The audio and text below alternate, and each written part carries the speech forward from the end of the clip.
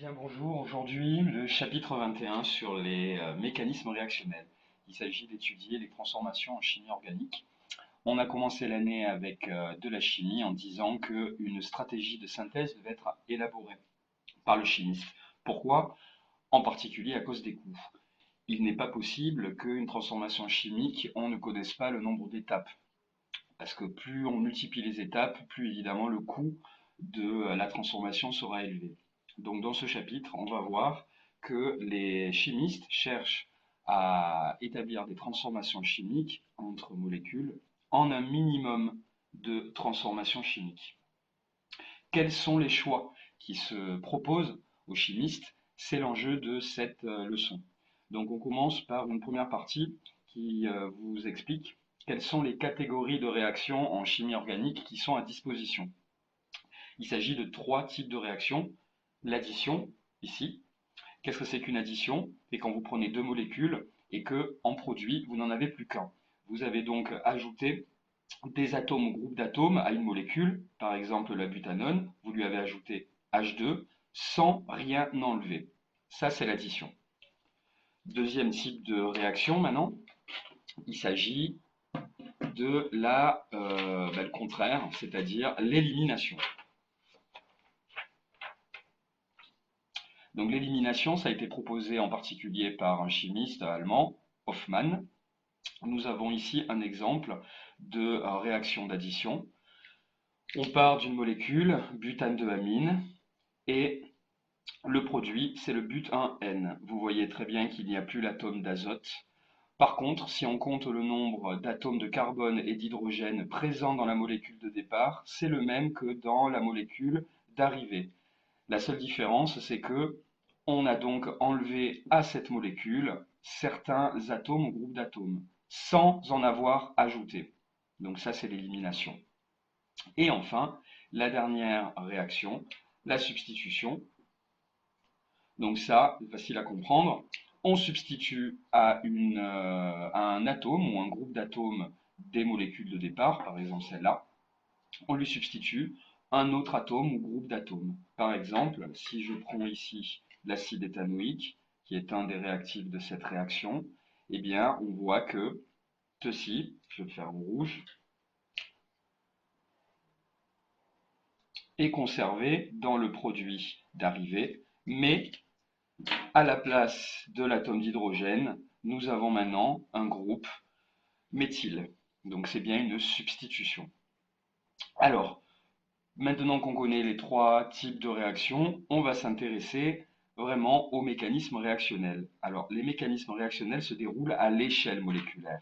Donc, basiquement, qu'est-ce que c'est en fait? Eh bien, ce n'est rien d'autre que le scénario de ce qui se passe à l'échelle microscopique. Soit la réaction, c'est-à-dire le mécanisme réactionnel, peut se dérouler en une seule étape. Donc, on va voir que, eh bien, forcément, il y a des liaisons dans les molécules de départ qui se rompent, donc simultanément, puisque c'est dans une seule étape, soit alors c'est en plusieurs étapes.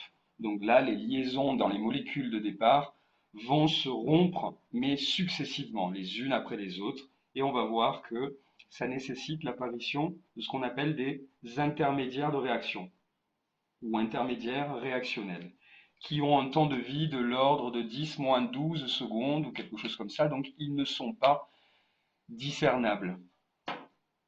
Alors, je vous propose tout de suite de voir pourquoi est-ce que nous avons des liaisons justement qui se rompent ou qui se forment lors de la transformation chimique.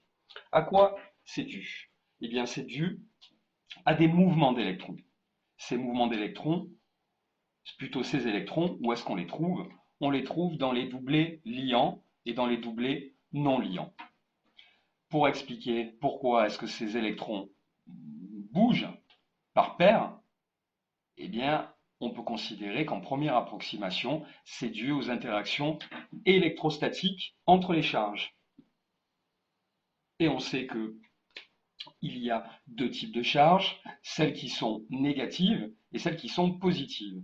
Dans le cas où les charges sont négatives, le site porteur donc des électrons est appelé site donneur, puisque c'est lui qui a les électrons. C'est pour ça qu'il est chargé négativement.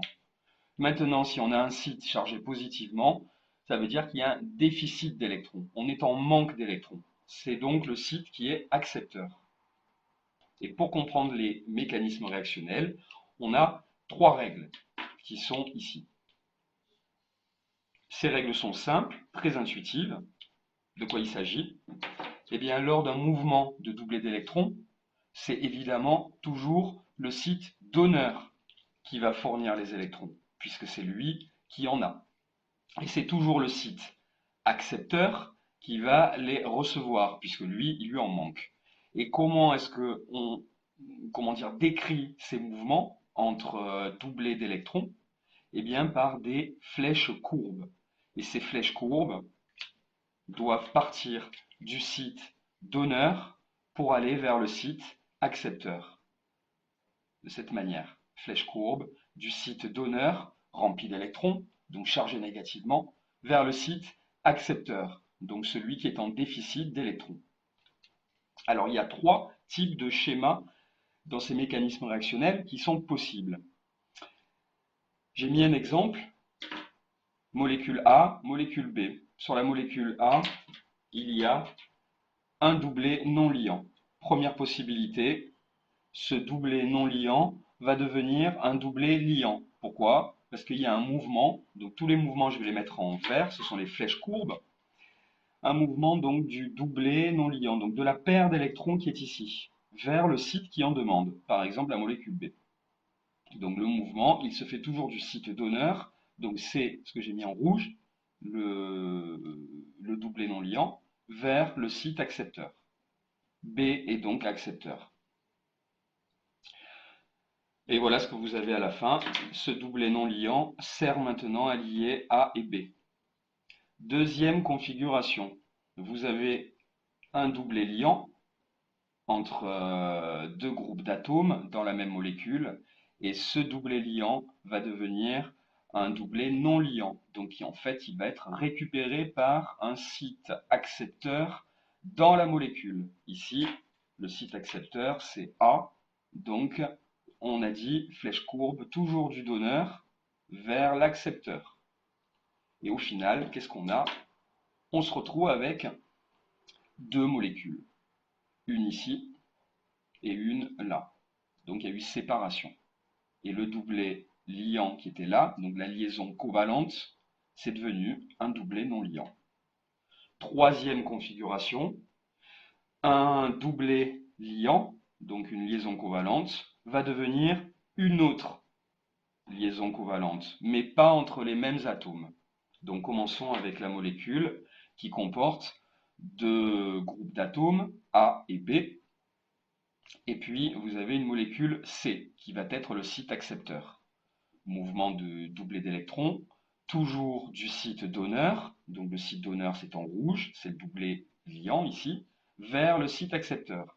Donc je fais la flèche, et maintenant ça veut dire quoi? Ça veut dire que c'est C qui a récupéré ce doublé liant avec A. Oui, avec B, pardon. Donc A se retrouve tout seul, et vous avez formation d'une liaison maintenant entre C et B.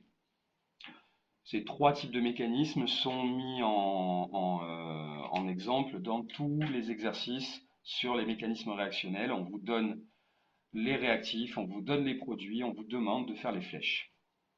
Alors, voyons maintenant le problème des charges. Il existe 2 types de charges, qu'elles soient positives ou négatives. Il y a ce qu'on appelle les charges entières. Ça, c'est ce que vous connaissez. Ce sont les charges portées par les ions. Dans un mécanisme réactionnel, on les indique par un plus et un moins. Ça, on connaît. Mais la particularité, c'est qu'il faut les entourer. Bon, ça, c'est une première catégorie de charges entières. Maintenant, vous avez un deuxième type de catégorie de charges. Ce sont les charges partielles. Alors ça, c'est un peu plus difficile à comprendre. Elles ont lieu dans des liaisons qui sont dites polarisées. Pourquoi? À cause de ce qu'on appelle l'électronégativité. Donc ça,